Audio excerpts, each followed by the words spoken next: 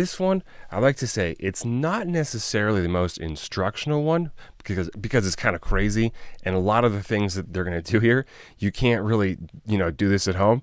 But it's fun and it's inspiring, and it is a good way of learning about active moves. This one's designed to be a bit fun and crazy.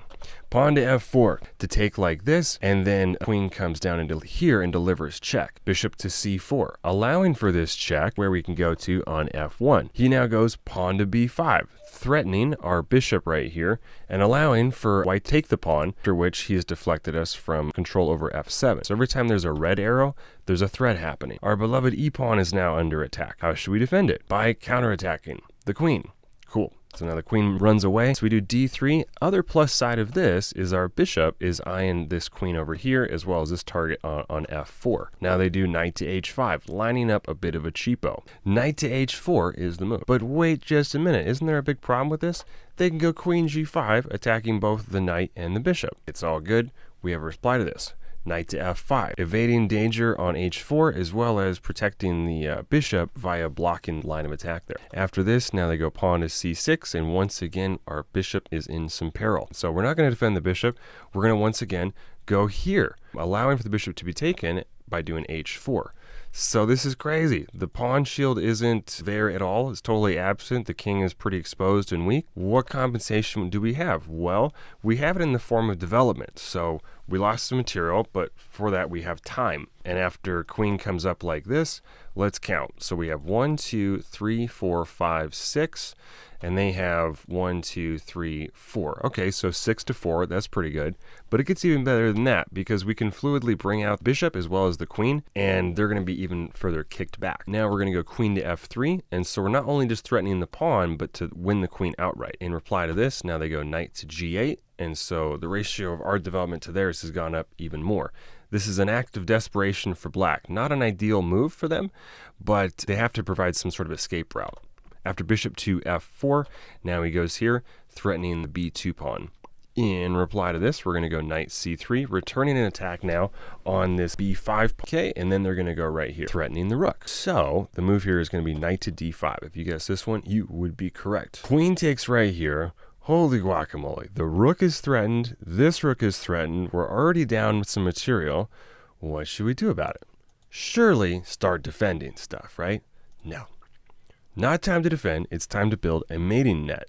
All right, so these pawns here are blocking some escape routes for the king, right? So we're going to totally ignore what's happening here. We're just going to go right for the king. The escape routes for the king this way and this way are blocked. However, we still need to cover all of these. Okay, how do we go about doing that? Well, we're going to surround the king a little bit with this move here, bishop to d6. Totally ignoring the rooks. We're just like, yeah, take the rooks, it's fine. So we go here, and now both of these squares become unavailable. Sweet. Now all we need to do is control these two squares. In the meantime, yes, our rooks get destroyed. But, details, right? Now, what should we do in this situation? We're building a mating net. We got to check the king. We have these two guys blocking some squares. We have this one covering or supporting, however you want to describe it. But how do we get to these squares? Knight g7. So if we go knight g7, then we cover this one. But wait a minute. There's this sneaky queen over here protecting this. Knight c7 could also do it. Push the pawn. In this crazy situation, the rook's threatening and we want to waste your time pushing the pawn? Yes, it's to push the pawn. Because you go here and then now the queen can't control here. By the way, we don't intend to use this pawn for any traditional purpose of like controlling these squares. No. We're just preventing the queen from defending this square on the other opposite side of the board. Pretty exciting stuff. All right, now the queen does take right here and we go, yeah, that's fine. We didn't need the rooks. King e2, and we are threatening checkmate. The mating net is formed, and boy, it better work because we're down 3 points. Well, he's threatened with both here and possible check this way as well. He goes now with knight to a6, preventing our bishop from going into here as well as the knight, but that's perfectly fine. We just need to go here to deliver check, and now he only has one square left. Everything else is prevented. He can't go here because his pieces are blocking it. We're covering this square with both the bishop and the knight, actually. And we're also covering here.